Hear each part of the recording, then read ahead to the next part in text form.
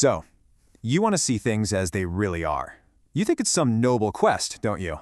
You have absolutely no idea what you're asking for. But fine.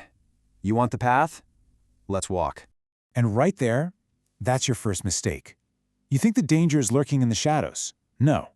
The real poison, the real prison, is the blinding, unquestioned light you call home. That's the trap.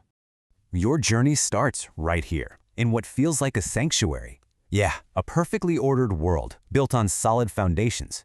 Of course, it's a lie. A beautiful, crushing lie. Go on, look around you. Hell, look in a mirror. You're one of them, a performative soul. You just walk through this museum of empty ceremony, believing your certainty is strength. It's not. It's just the muscle memory of a faith that's been dead for centuries. You can feel the rot under the floorboards, can't you? And who built this gilded cage? A force we call Wotan the Architect. And these are his tools. Unbreakable debt, ancient laws, this structural glue. He uses them to bind reality into a shape that feels safe, at least for those too terrified to face the void. It's a fortress built entirely out of fear. You need to understand this. Every single institution you trust, every rule you follow, every shred of your precious social station, it's nothing more than a locked door. And it was designed, very specifically, to keep you from ever having a real, genuine meeting with truth. But what happens when you finally turn away from the architect's perfect straight lines? Well, you meet someone else, a disruptive and absolutely necessary force. See this? This chasm is where you live, and you don't even know it. It's the gap between the person you pretend to be, your performed virtue, and the raw, chaotic, messy thing you actually are. The negator, he lives in this gap, and he's about to introduce you to yourself. This is Mephistopheles the Negator. And no, he's not your enemy. He's a minister. His mercy is just bitter. He provides this stinging grit, a necessary irritant that gets inside the soft tissue of your soul and forces you to create something real out of all that friction. He's going to shatter what you call sanity. Your whole performative self will just break down. Your left hand will betray your right. But this internal war, it's not a sign of failure.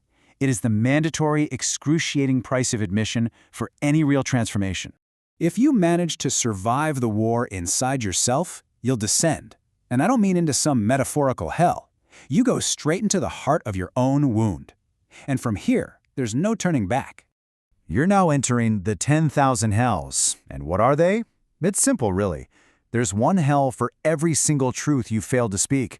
One for every time you felt that knowing in your chest and chose the comfort of silence instead. Yeah, you built this place yourself. Down in this valley, the blight of revelation hits you. All your social armor, your status, your reputation, all of it is stripped away. It just melts. Everyone can see you for exactly what you are. And worse, you can finally see yourself. And here is the true horror of the valley. There is no escape. You cannot look away. Every reflective surface shows you another angle of your own self-deception. There is literally no position left outside the mirror. So what keeps you from just being snuffed out down here? It's not your strength. It's not your virtue. The only thing that will save your soul is that tiny ember of irritation you were born with. That constant, nagging feeling that something just isn't right. You cling to that. It's all you've got. If that ember somehow survives, the final stage begins. The immense pressure of the abyss will force a conclusion. It's going to feel like you're being unmade, and you are. All those masks you've worn your entire life, they're going to start to crack. And you have to understand this. That is not a tragedy. That is the entire point. That crack is the only opening through which the emerald light of actual reality can finally get in. And this is where the final synthesis happens. The unconditional light from above, that's the truth beyond judgment, and the stinging, honest spray from the pit below, they're reconciled. And you become the bridge between them, an honest bridge.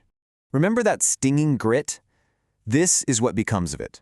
The very source of your greatest pain, all those failures, all that shame, it gets refined into a pearl of revelation. It's transformed into your integrity. You'll know you've finally arrived when this happens. When looking at the raw, unvarnished, and, often grotesque truth of yourself and the world, no longer sends you running for cover. When that unflinching honesty becomes your only foundation, your only home.